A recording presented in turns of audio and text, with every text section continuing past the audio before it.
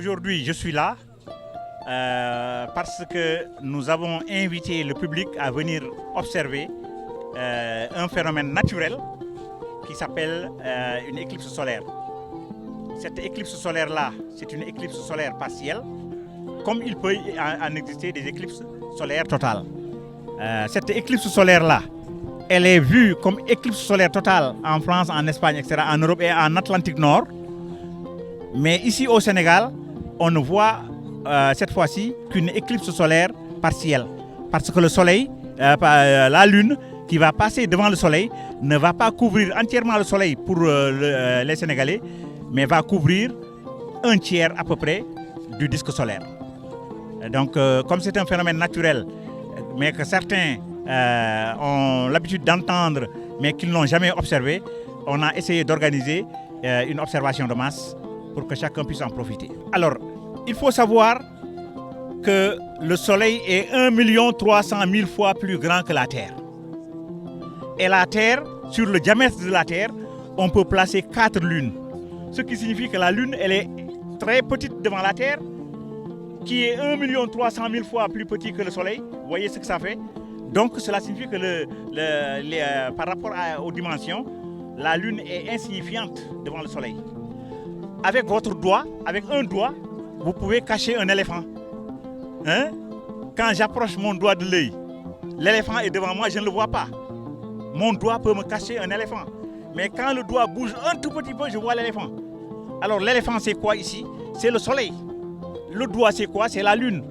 Et moi, je suis la planète Terre. Donc la Lune, elle est tellement proche de la Terre,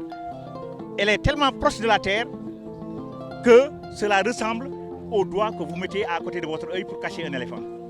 Donc, il arrive des moments où la Lune tourne autour de la Terre sans empêcher les terriens de voir le Soleil. Dans ce cas, il n'y a pas d'éclipse.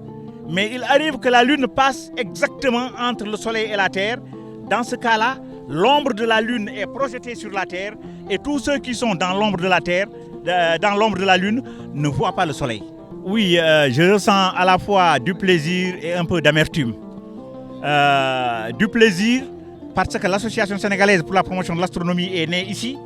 Elle s'est développée ici et il y a beaucoup plus d'adhérents, disons, dans la grande ville.